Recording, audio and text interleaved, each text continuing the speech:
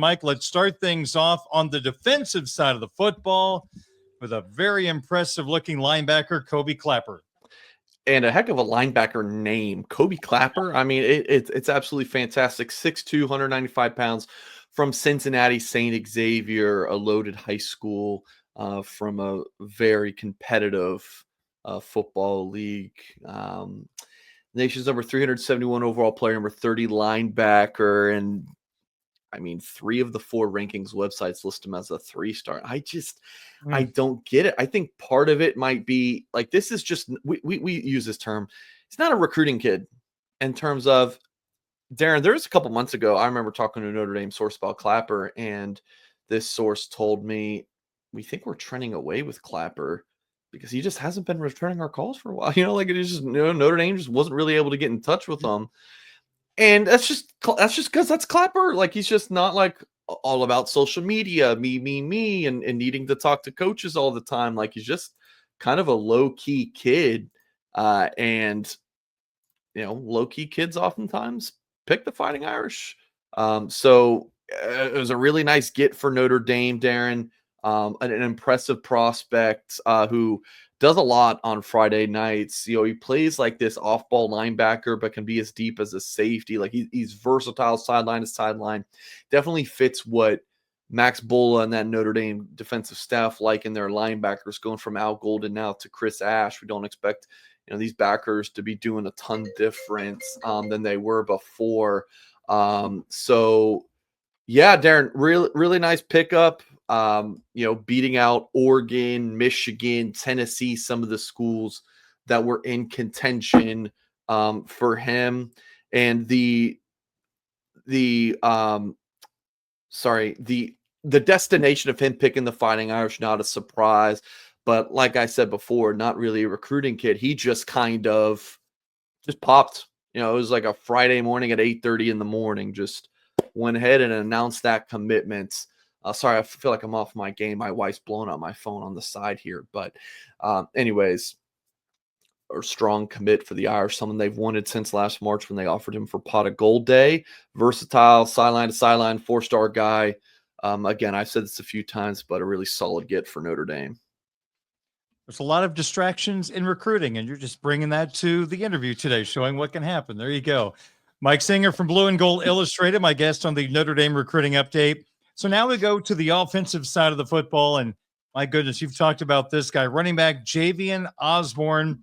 He picked the Fighting Irish over Michigan. A 2-part question, your impressions of Osborne.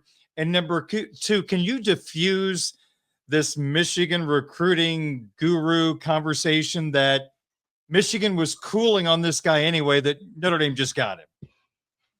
I know what tweet you're talking about. And I responded to it with a GIF from Star Wars Episode 1 where Qui-Gon Jinn said to Jar Jar Binks, "The ability to speak does not make you intelligent." I mean, listen, people just moving the goalposts. It's ridiculous. Javian Osborne was absolutely a take of Michigan, just in shambles, by the way, Darren. The Michigan Wolverines, not only is Notre Dame just absolutely torching them on the recruiting trail for the 2026 class, Michigan is just like, what are they doing? Self-imposed suspensions with Sharon Moore coming out today. You can find more about that at on3.com. The Michigan coaching staff hasn't been out on the recruiting trail on the road. Like, it's just Michigan's in the news all of the time. It's a dumpster fire off season for Michigan. What else is new? But anyways, so Javian Osborne, Osborne picking Notre Dame over Michigan, nation's number 109 overall player, number 8 running back, according to the On3 industry ranking, 5'9", 195 pounds. And I don't even think that this ended up being that close. Like, this kid just really wanted to be at Notre Dame. Highly productive, Darren. He ran for like 900 yards as a true freshman was his and this is big time ball in Texas, obviously. High classification. He was his area's newcomer of the year. Make you miss in a phone booth, breakaway speed. He's very much like the all-purpose back. Your Kyron Williams, that kind of guy. With some pop to him. He's built really well. He's kind of like a cross between a Kyron Williams, the versatility with the physicality of Jadarian Price. Like, again, kind of like a mix of those two, where he's probably leaning more Kyron. But when you see him in person, which I got to do a few weeks ago, like, the kid is built. And that's like, for folks watching on YouTube, this is my favorite play on his tape, where I love this angle from, seeing this from, from the back end zone, where he just makes that jump cut in a hole like that. It's impressive. The vision, the instincts to go ahead and make that cut with so many bodies around you. Osborne's a really impressive back.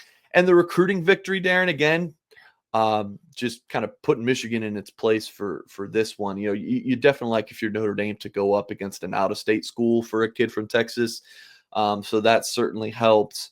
And he got his offer from Notre Dame last March for Pot of Gold Day, and didn't visit until a year later. So we knew at Blue and Gold that, hey, this is a Notre Dame kid. Like, he fits the Fighting Irish football program. But what are we supposed to think? The kid's never been to campus. It's been a year. He's been visiting other schools. So the power of Notre Dame on display in this recruitment, Darren. He visits Notre Dame for the first time. Irish jumped. I mean, it really went from 0 to 100 here. I mean, Notre Dame was like, all right, we've offered him for a year. He's never been here. He visits. He almost committed to the staff. I don't know if that would have been privately or publicly or both, but he almost committed. That was the vibe. And then he visits both Michigan and Notre Dame in April. And it's my understanding that when he visited Notre Dame for that Blue Gold game weekend, he committed to the staff then, and then visited Michigan the next weekend, already committed to the Irish privately, and of course announced it on May 3rd. So good get for Notre Dame on the field and off the field. You love beating up on a rival, and Javian Osborne is a kid who's going to attract other players to join him in South Bend. He's already been recruiting Joey O'Brien. Even before he announced his commitment, he was on social media, saying, hey, Joey O'Brien, let's link up together. And I don't really think Michigan's a big contender for O'Brien. So obviously that was a nod to him picking Notre Dame, or a little, foreshadowing for Osborne. And, there's some big time players in the state of Texas who Osborne wants to play with in South Bend. Caden Finley, Braden Robinson, two huge wide receiver targets for the Irish. And Braden Robinson was actually at Osborne's commitment ceremony. And we believe that the speedster from Red Oak, Texas, is going to pick between Notre Dame and Miami, with Arizona and Ohio State running out as top 4. So, yeah, Osborne's a big pickup for Notre Dame.